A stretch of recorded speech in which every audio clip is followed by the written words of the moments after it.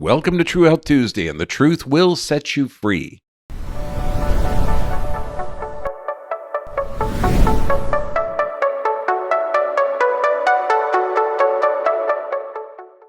Today we're talking about diabetes, and this is going to be hugely important. But please, like this video, subscribe, comment below. We're going to get to as many comments as we possibly can.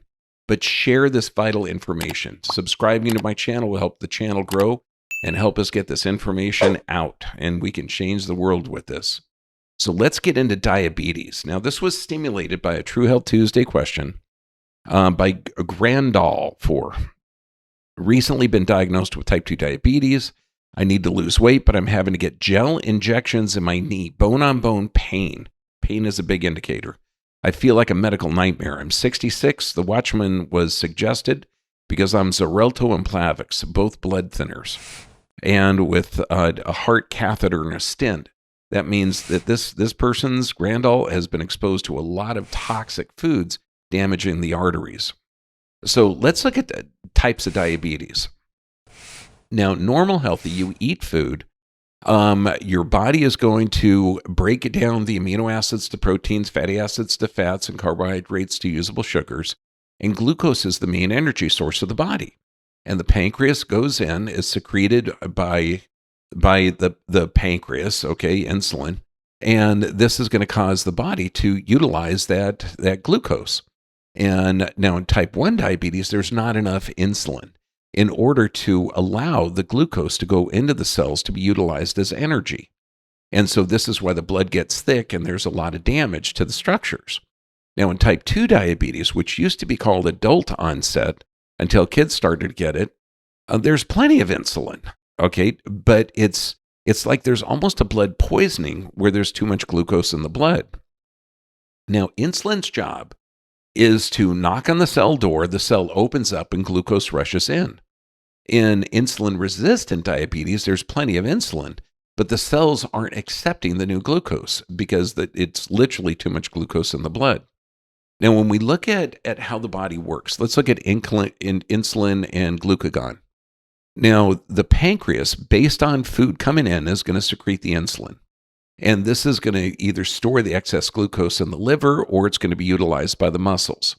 When the blood glucose level drops, then the pancreas secretes glycagon, and this stimulates that liver to convert that glycagon back into glucose. So this way you're always regulating that energy level of the body. Now let's look at appetite and hunger. We can look at the hormones, ghrelin and leptin. Ghrelin is your hunger. This makes you hungry. Leptin makes you feel full, which is secreted by the adipose tissues. And that hunger allows your pancreas to convert or to produce that insulin to get the energy out of the food into where it's need to be utilized, into the muscles and other systems. So let's look at the 5 keys to health. Let's first look at the nervous system. Well, what controls the entire hormonal system? Number 1, it's the nervous system. And your nervous system is in 2 different parts. One part keeps you alive under stress, and that's the sympathetic or fight or flight. And you can even see that this raises blood sugar because when you're in a stress state, your body has to run away from danger. The other half of this automatic or autonomic nervous system is resting, digesting, and repair or regeneration. So when you're in a chronic state of fight or flight, your blood sugar will be elevated, has a normal response to that stimulus. Then we look at balance. People always say, the thyroid, Well, the thyroid is responding correctly based on the stimulus. Adrenals are based on, their function is based on correctly on their interpretation of the environment. Now, when we look at cortisol is excreted by the adrenal glands, and that slows down the thyroid function. So what raises cortisol? Well, low thyroid function, inflammation, which is really tissue damage, stress, toxic foods. What helps the thyroid? Healthy gut function, low cortisol, healthy food, healthy water, low stress. What lowers thyroid function? Estrogen, high cortisol, fluoride, pesticides. chemical stressors, we'd call those medications. What lowers cortisol? Healthy thyroid, vegetables, water. So you can see there's always a balance. And when you look at the big picture, the body is literally responding correctly to stress. Luckily, there's only 3 stressors: physical, chemical, and emotional. So what happens under stress in the pancreas? Well, when you're in a stress state, okay, obviously type 2 diabetes, okay, heart attacks, you're looking at stroke, like cataracts, because the blood is not healthy, blindness, more infections, gastroparesis, foot ulcers, and this is all because the blood becomes toxic because the body can't get that glucose out of it. Now, what does exercise do? Exercise burns up the excess energy. So remember, type 2 diabetes is a blood poisoning where there's too much energy in the blood. What's the best way to do it? Exercise. And obviously reducing the toxic environmental influence. So stop eating the toxic foods, change your diet, and exercise. But you got to look at exercise is better than any kind of drug out there. And it needs to be viewed as a drug because your body is designed for exercise. Here's one out of Clinical Science in London. Humans are not programmed to be inactive. Humans are not programmed. In fact, the combination of both accelerated sedentary lifestyle and constant food availability disturbs the ancient metabolic process, leading to excessive storage of energy in tissue, dyslipidemia, and insulin resistance. As a consequence, the prevalence of type 2 diabetes, obesity, and metabolic syndrome has increased significantly over the last 30 years.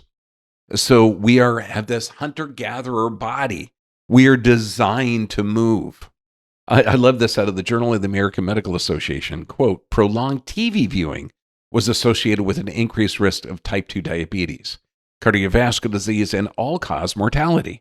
Why? Because you're watching, not moving, you're receiving information. You could be emotionally stressed by watching most of the TV. It's crazy. What about proper nutrition? What does that do? British Medical Journal. Habitual consumption of sweetened beverages was associated with a greater incidence of type 2 diabetes, independently of adiposity. And so when you're looking at this, you're consuming foods that have a huge amount of energy that becomes toxic. Both artificially sweetened and fruit juice were unlikely to be healthy alternatives to sugar-sweetened beverages for the prevention of type 2 diabetes. Under assumption of causality, consumption of sugar-sweetened beverages over years may be related to a substantial number of new cases of onset diabetes. And what's happening? Americans are being poisoned by high fructose corn syrup. I mean, this is crazy. And it's very addictive.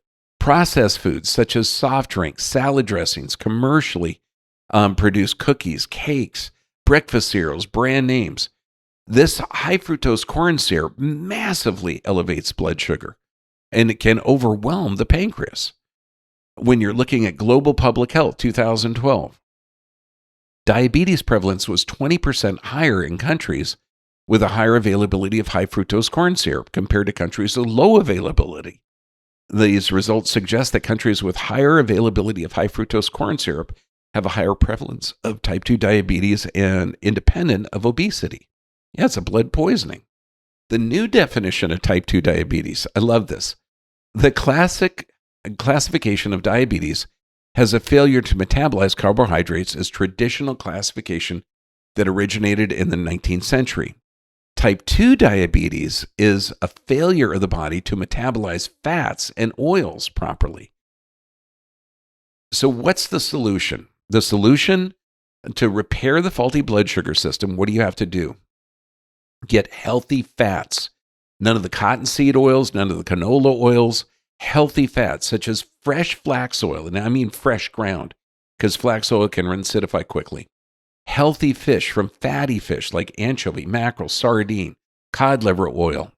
Healthy oils such as organic butter, hopefully with still healthy bacteria in it.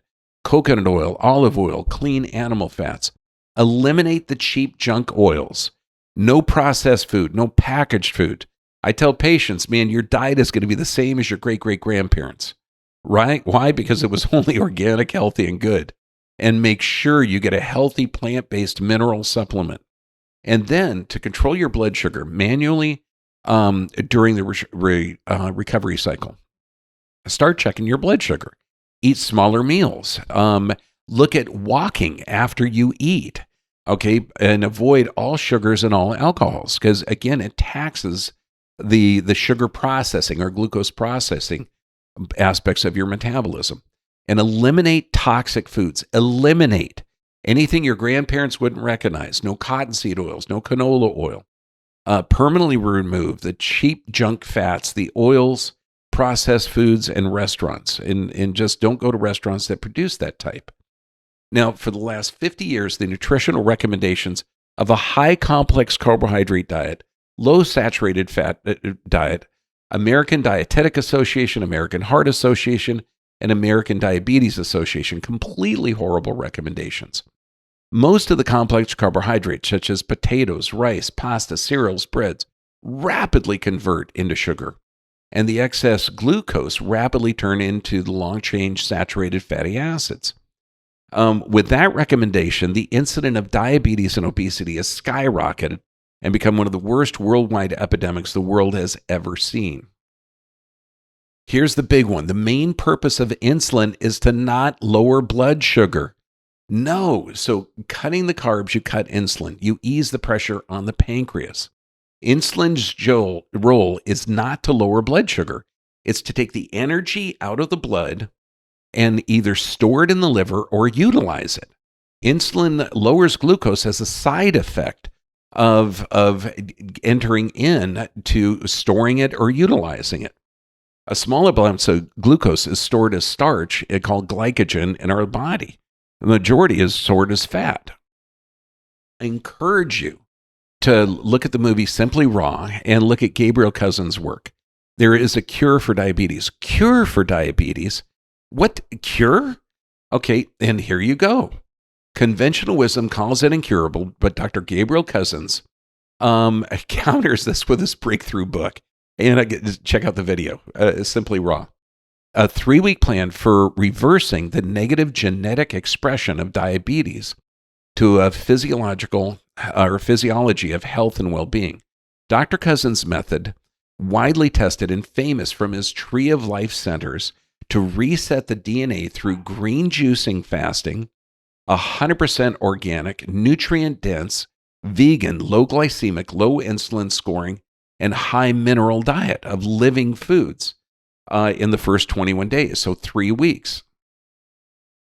Reversing diabetes at the Tree of Life Foundation.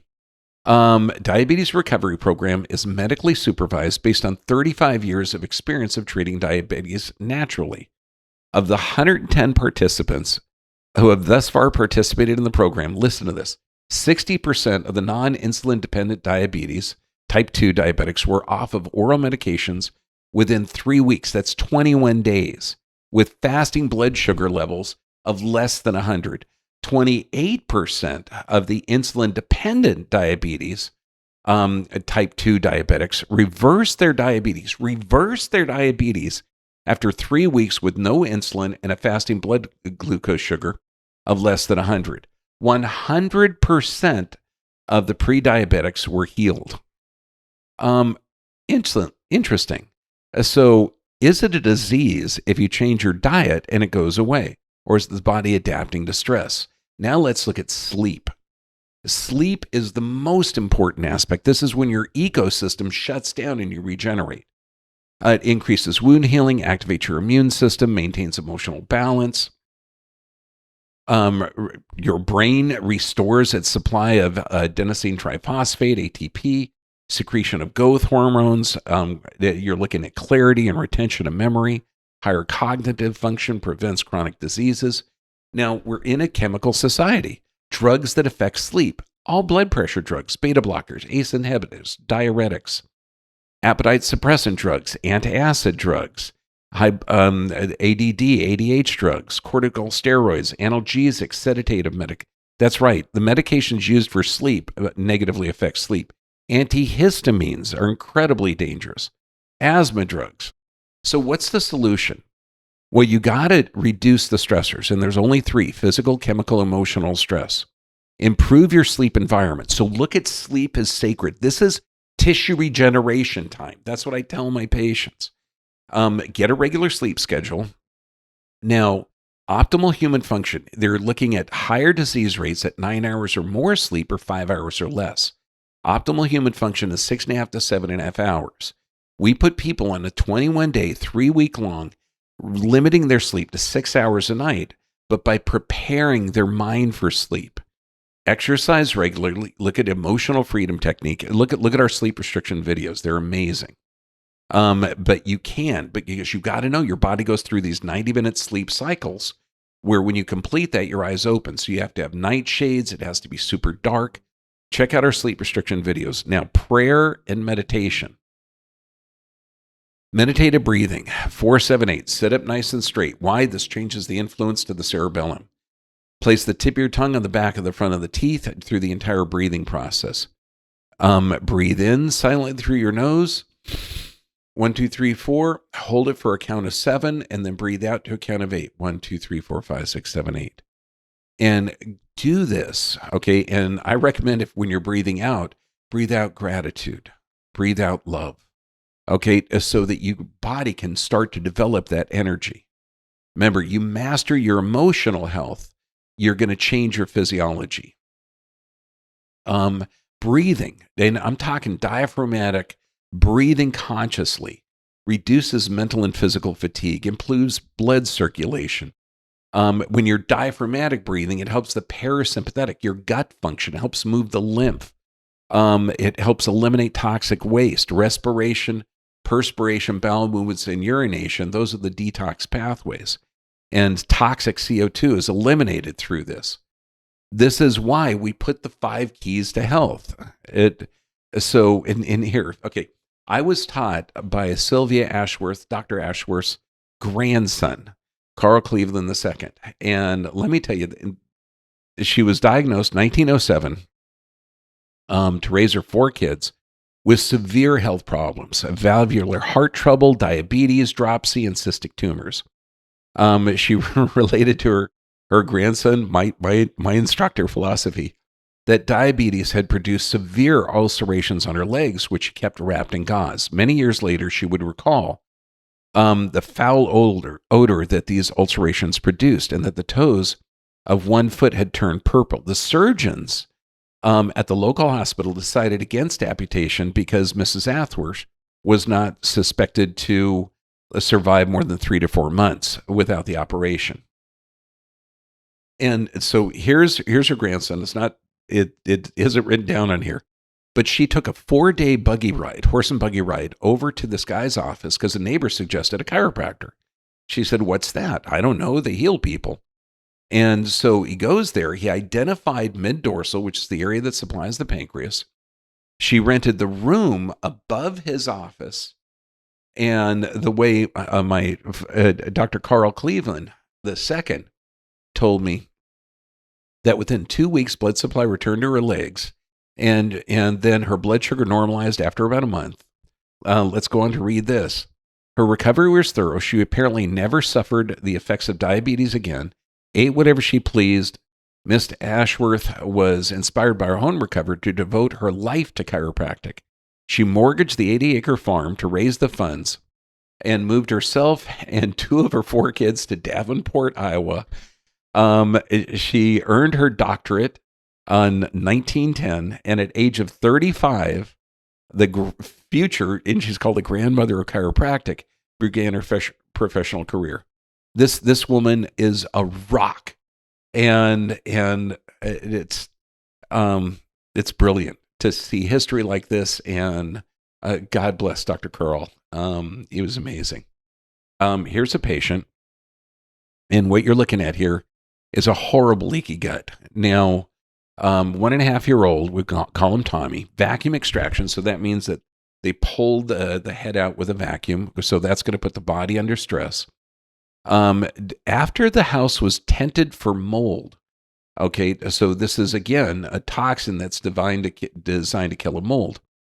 With just the adjustments, he reduced his insulin usage between 50 and 75% within 30 days. So if you use less insulin, that means your body is still producing some. So obviously we got to heal the leaky gut and correct any other things. Encourage you to read about this. Okay, look at Joel Fuhrman, brilliant. The End of Diabetes.